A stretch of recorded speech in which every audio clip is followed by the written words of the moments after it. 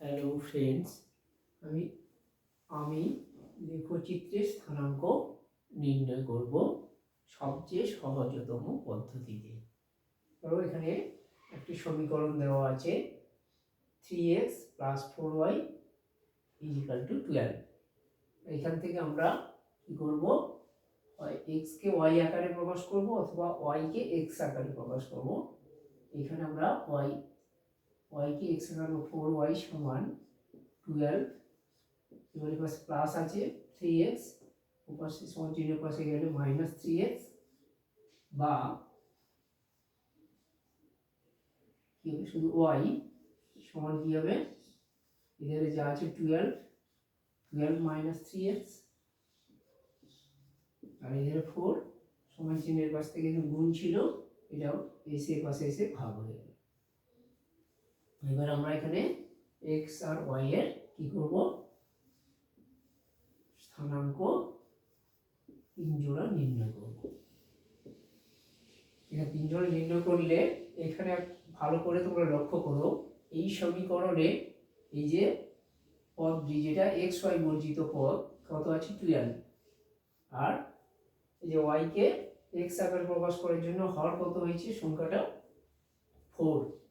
তাহলে 12, এই 4 দিয়ে 4 দেওয়ার বিভাজ্য সংখ্যা তো 3, এই ভাগ চলে যাচ্ছে বলেই আমরা কি করব, এখানে খুব সহজে যখন x এর স্থানাঙ্ক, আমরা x এর স্থানাঙ্ক নির্ণয় করব, তখন y এর যে স্থানাঙ্ক আছে, y এর যে সহগ আছে, y এর সহগের গুণিতক নেব আমরা। 1 গুণ 2 গুণ 3 গুণ, মানে y এর গুণিতক এখানে কি, y এর মান কত আছে, সহগ হচ্ছে 4, তাহলে 4 এর গুণিতক কি লিখতে পারি, 4 কে 4, 4 2 8, 4 3 12, তিনটা আমরা কিসের মান পেয়ে গেলাম, x এর মান পেয়ে গেলাম।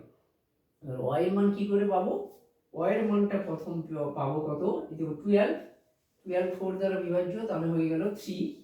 তাহলে এই 3 এর সঙ্গে এইখানে যে সহগ আছে x এর সহগ, চিহ্ন সহ সহগ, x এর চিহ্ন সহ সহগ কত, এখানে -3, কত আছে -3, এই -3 এর সঙ্গে এইখানে 12 এর সঙ্গে 4 এর ভাগফল কত 3, এটা যোগ করব, তারপরে 3 - 3 সমান 0, তাহলে প্রথম মানটা বেরিয়ে যাবে 0।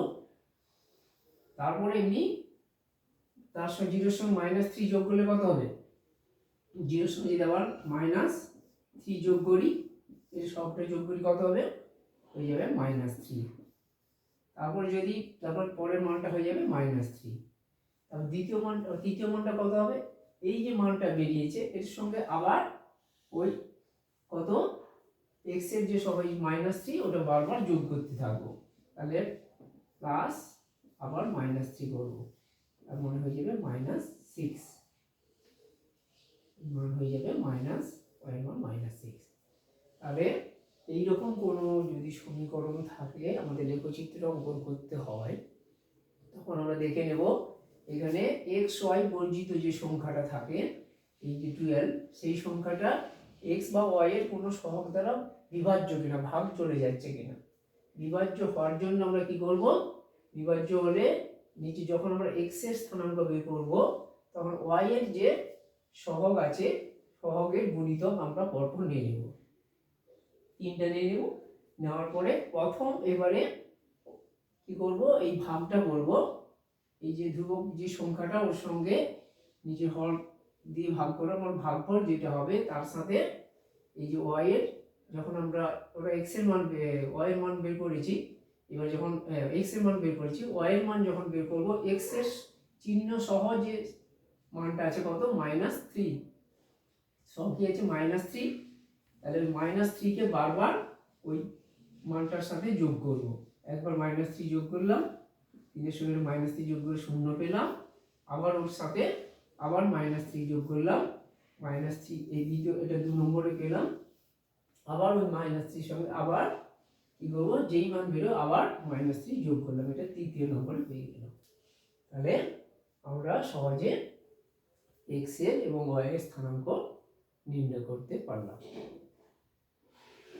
এরকম তোমাদের ভালো লাগলে এই চ্যানেলটিকে বেশি বেশি করে লাইক করো, শেয়ার করো, কমেন্ট করো, এবং সাবস্ক্রাইব করে রাখো, নতুন কোনো ভিডিও আপলোড হওয়ার সাথে সাথে সবার আগে তোমাদের কাছে পৌঁছে যাবে।